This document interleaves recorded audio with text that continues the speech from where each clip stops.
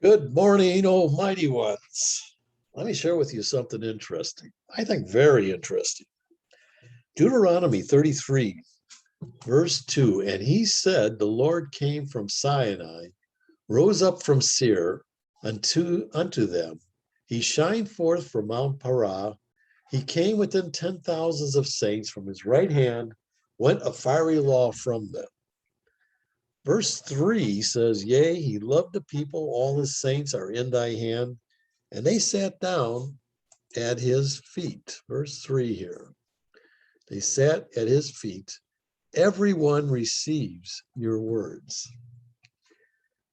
Most translators will not translate this as everyone. Just simply, they shall receive your words. But I was reading in Jewish literature where the pronouns in Hebrew are not always as clear as they are in English. Sometimes you need to closely examine the verb associated with the pronoun to understand who the pronoun or what the pronoun is talking about.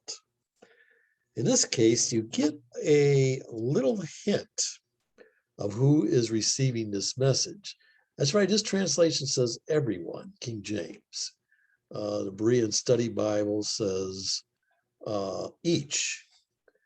And they get that from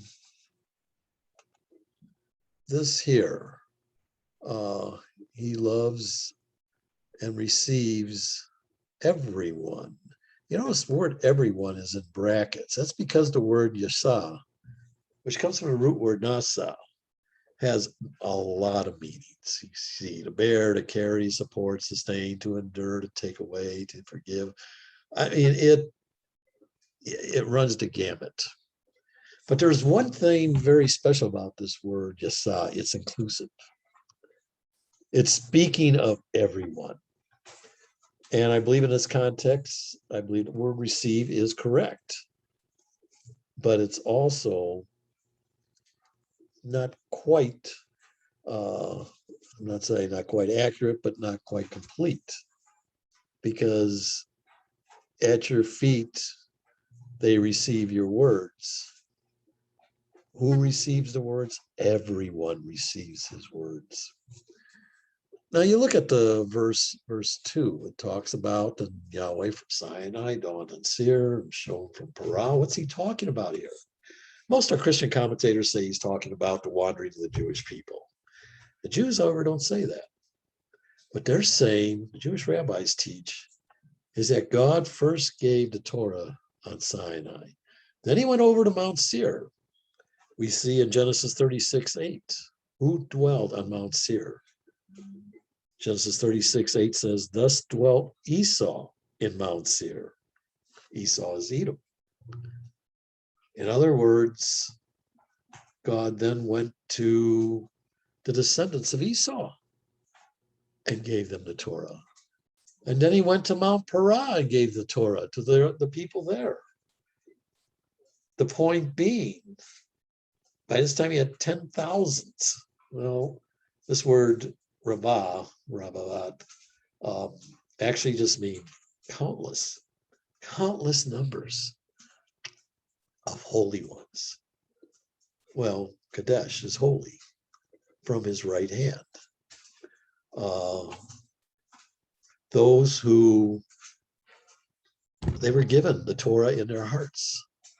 God revealed it to them and they received it. Not everybody received it. Others clung to their own gods. Many, they didn't understand what was going on, but they knew there was a God, Jehovah, out there. It was revealed to them, and they received it. The point being that it wasn't just the Jewish people who had a knowledge of God. Everyone on earth had a knowledge of God. Everyone on earth had the opportunity to receive the message that God gave to them. If it wasn't received from a person, it was received by the Spirit of God, but everyone. And today, everyone who walks this earth, God reveals himself to them in some way. Now, their response, because of their culture, their religion, or whatever, may not really fit into our theology. And we may not like it. No, they've got to do this, they got to do that. The Bible says this, the Bible says that. So they cannot be people of God. But that wasn't the case in the Old Testament. I don't think it's the case today. They're responsible for the revelation that they're given. Paul even talks about that everyone's responsible for the revelation they're given. My kid brother was a missionary. He still is a missionary, but he was a Bible translator in Papua New Guinea. Went into a tribe of people, the Amana people, hidden way back in the jungles of New Guinea, place where they could never have heard of Jesus Christ or even God. They had their own concept of God that was passed on to them by generations. And my brother and sister-in-law came into this village. The village people welcomed them, helped build them a little hut, grass hut to live in. And they got to know the people, and they learned their language. So when they learned the language, my sister-in-law began to teach them how to read in their language while my brother translated the Bible into their language. And they were very anxious to receive this word from the true God. And one day, one of the men in the tribe was sitting down talking with my brother, and he said, Andy, long before you came, I looked up in the sky and I prayed to your God that he would send somebody to teach us about him. And then you came. You see, God reveals himself to the world. Just because they didn't have the missionary doesn't mean they're going to go to hell. Just because they happen to grow up in an environment and in a culture and a religion that just is so opposed to God doesn't mean they're going to go to hell. They're given a little bit of knowledge in their hearts that they need to act upon and are going to be held accountable for that bit of knowledge. Now, why am I harping on this? Well, I believe when we get to heaven, we are really going to be surprised at who is really up there. People we never imagined will be in heaven because their theological beliefs were so different from us. And of course, we believe we got the truth, and our theology is the correct theology. And yet they're going to be up there because God revealed his Torah to them. And he put that desire in their heart for him, and they made a choice. They're going to pursue this God that is revealed in their hearts. As a result, God has a secret army all over this world, found in all different cultures, religious persuasions. We just need to stop putting a label on people and let God decide who are his sheep. Let God decide that, not us. I firmly believe that if God opens our eyes to see who are praying for this nation and who he puts in key positions, we're going to be shocked. We're going to be called into total disbelief. You see, back in 1934, there was a little known event that we just don't read about in our history books. I'm going to go into much greater detail on this in our All Access site. I would encourage you to join our All Access and see what we offer. But if you're interested in more on this, join our All Access and look up our in-depth study on God's hidden invisible army, where I'll talk more about this. I'll just kind of give you a quick overview of this rather interesting phenomenon that's taken place. Back in 1934, there was a little known event that we just don't read about in our history books. In fact, there is very little on this. It's simply known as the business plot, the Wall Street coup or the White House coup. What it was an attempted coup d'etat by a powerful businessman who were going to use the military to overthrow the government of Franklin Delano Roosevelt and install a dictator.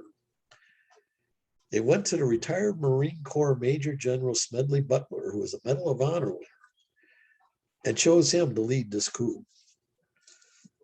Businessmen, and there was like 5 key businessmen who really controlled some of the key businesses in the United States. And they were frightened by fears of socialism and the reckless spending of Franklin Roosevelt in trying to resolve this depression that had settled over the country. There were riots, there were disturbances, not even riots, it was revolts against the government. Uh, and uh, there was the bonus army camp outside Washington, outside the White House, where thousands of former veterans came demanding an early release of their bonuses for having served in World War One because their families were going hungry. They were unemployed. They had no way to support them. They needed money. And the government had just shut off everything. And Roosevelt wanted to open the spigots. He wanted to create safety nets for the people, but there was a strong force against him, too. These businessmen, they wanted to create a fascist government. They wanted to create a dictatorship so that their businesses would be threatened by a possible hyperinflation like was happening in Germany because Roosevelt was just recklessly spending money like a drunken sailor. Um, and many in this bonus army, they would have joined up. In fact, these 5 business leaders came to General Smedley and told him, we can guarantee you at least 500,000 veterans who will support you if you'll march into the White House, into the Oval Office, and forcibly remove, arrest President Roosevelt. But God was watching over this country. And General Butler was a patriot.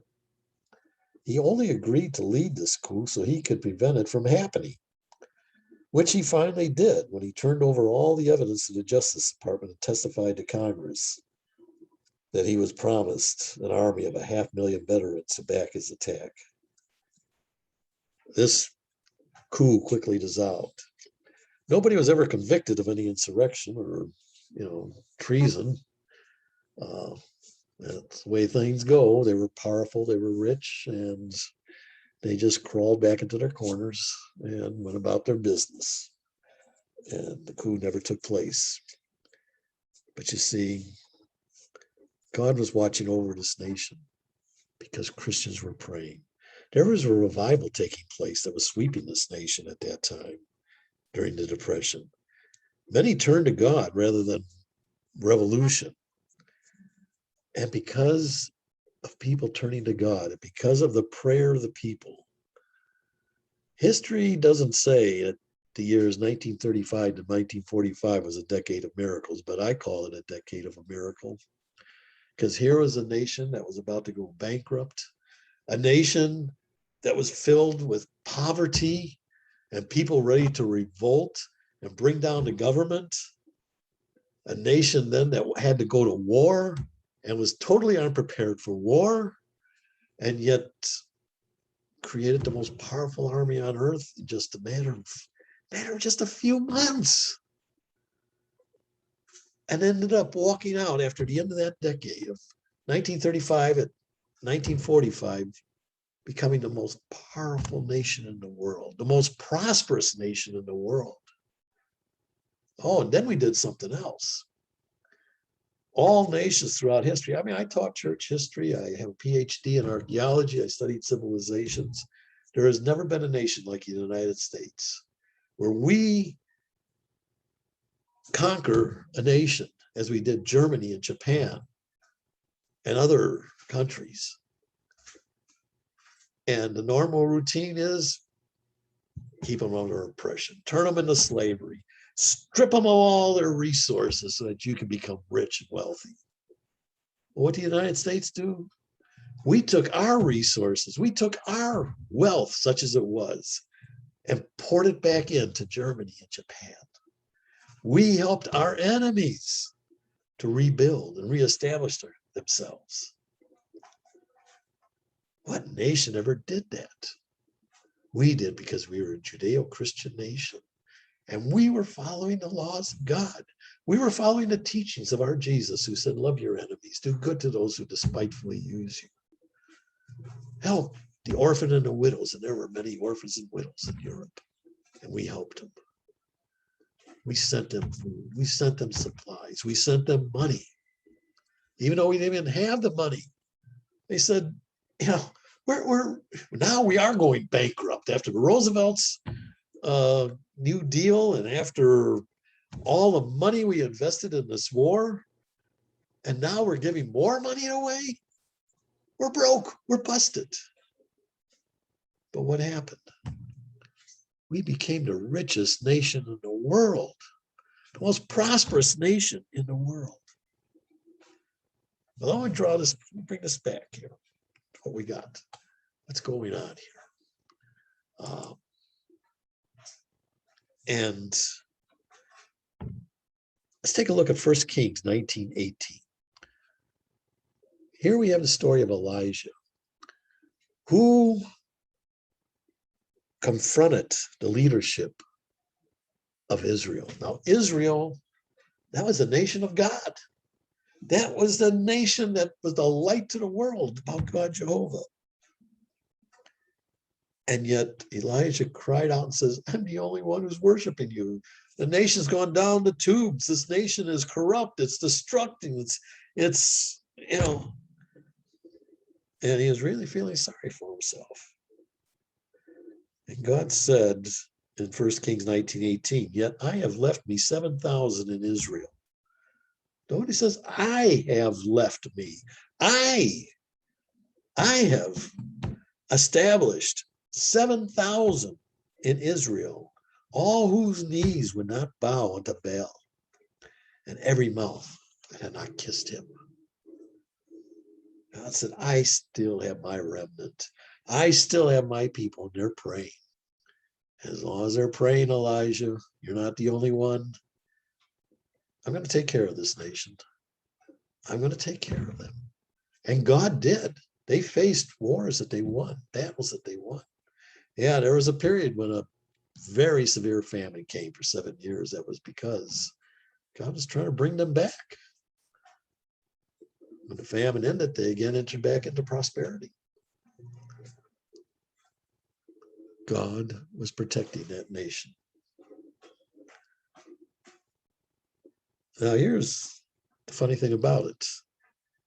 History suggests that there was probably about 2 million people living in Israel during the time of Elijah. And God said there was 7,000 who maintained their faith and didn't bow to the foreign god Baal. That's only 3.5% of the Jewish population. The rest had sold themselves to Baal because they were afraid of Jezebel and Ahab. Many of them, they would have stayed with God, but they were afraid of the government and what it would do to them if they worshiped God. God was outlawed in the country, but there was still faithful. There was still an Obadiah who held a key position in the government, protecting the prophets. They were quietly exerting an influence over Jezebel and Ahab. 2,500 years later, we've got a nation called the United States, and we are proclaiming to the world similar values. The values, Christian Judeo values, where we don't go in and destroy a nation and take all their resources. We spend our money on them. We help the poor. We help the widows and orphans. We are declaring to the world the message of God. According to a recent census, there was 333 million people in this country. 205 million declared themselves as Christians. That's almost 2/3 of this nation. Okay, a lot of them just Christian by name. It doesn't include Catholics. It includes Catholics. It includes Mormons, and all the other Christian cults, if you want to say. But the census also indicated that 30 million declared themselves evangelical, conservative evangelicals. And that doesn't include the Catholic Church, which is another 20 million. And there are many, many within the Catholic Church who love God, who worship God, who pray daily for this nation. Okay, throw rocks at me if you want. I hope they're made of styrofoam, but I think even among the Catholics, you'll find true believers who are praying and crying out to God for this nation. and 2% of Mormons, but I think even within the Mormon camp, you're going to find those who really love God, those who are crying out for this nation to God. But on top of that, we have believers in nations all over the world who see the Christian leadership of this country and are praying desperately for this nation. So I think it's safe to say one in every three people are crying out to God, God Jehovah, for this nation, to spare this nation. And I believe that number is even higher when you include people, Christians throughout the world, who are crying out to God to spare this nation. So we've got, 30+%. Come on. If God blessed a nation with only 3.5% that was seeking his face, don't you think that if 30% of a nation, not to mention believers all over the world who are praying that maybe God will hear that God will protect this nation? Let me give you an example. Russia. When I was a child, no evangelical worth his King James Bible would declare that Russia would collapse, or the Soviet Union would collapse, communism would end in Russia, and definitely this atheistic country would never allow freedom of religion. If I was to peer into a little crystal ball back in 1960s, the height of the Cold War, and saw the president of Russia wearing a cross around his neck, hobnobbing with the religious elite, lighting candles in homage to God, and that there would be a mass rally of Christians to listen to Billy Graham preach. Here he is preaching. You're not going to. I couldn't find a picture of Billy Graham preaching to the mass audience in Russia. However, we do know that Billy Graham preached to the largest audience of his career in Russia after communism fell. Freedom of religion was established there in Russia. In fact, there had been some who even commented that Russia was more of a Christian nation than the United States. But if I'm peering through that crystal ball and I see the president of Russia wearing a cross around his neck, hobnobbing with religious elite, Billy Graham preaching to thousands upon thousands in Russia, his largest audience he ever preached to, and hearing commentators say that Russia's become a Christian nation, I would have thought I was looking at an alternative universe. We never believed such a thing would happen. Oh, we're praying for Russia. We apparently never believed God would free the people in Russia, but he did. And it was just a matter of a few years that all this happened, like almost overnight. People weren't even aware that it happened until one day I woke up and realized, what happened? Russia's giving freedom of religion to people. They're not arresting them for having Bibles. Bibles are allowed in Russia. Well, we swore such a thing would never happen, and yet it did, just a matter of a few years. Religious freedom came to the most atheistic nation on earth in history. So here we are in the United States. There's another rise of socialism, just like in the 30s. There's people in Congress who are socialistic and wanting to push socialism value and push communistic values. There are people who want to destroy Christianity, just as there was back in the 30s. Same thing. Only I think it was worse in the 30s. And yet, God has a secret army out there. Yes, even among the Democrats, there are born again believers. They're not going to talk about it. Because once they talk about their faith, they're going to become a target. But they do have a deep faith. And they're organized. And they are seeking the face of God. God The enemy has placed key people in key positions of government. But to tell you, two can play at that game. And God has placed his key people in key positions in government. And he has an Obadiah in our government. And I pray every day for Obadiah, because that Obadiah has the ear of the government, just like Doug Cole, just like Abraham Verdi. They were considered the most powerful men in the country because senators, congressmen, even pastors came to them for spiritual advice, prayer, totally nonpartisan. God's got his people in government. We cannot be a part of the government.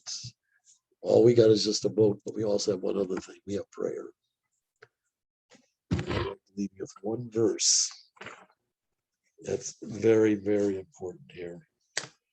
And before I do, I also want to encourage you, join our all access subscription site and look at the study on God's invisible army, where I'll talk more about this invisible army that God has in our government and in governments across the world. How he does have his people in key roles. And we need to pray for them, because according to 1 Samuel 12:3, as for me, far be it that I should have sinned against the Lord by failing to pray for you. Yes, we will one day be held accountable for the sin of not praying for God's people. I'm not praying for Obadiah. I'm not praying for his people that he's placed in key positions in government. God is with us every moment of the day. He lives inside of us. Don't ever forget that. Don't be afraid. There are Christians who are spreading a lot of fear. Don't let them do it to you. Just remember, God's got his hand. He's doing things you're not even aware of what's going on. We don't know what's going on inside those sacred halls of government. But there are believers very actively working for the sake of God. And the only thing we can do is vote and pray. And if we don't pray, we may very well be sinning. But rest assured, we won't overlook that if everything we do is unto God.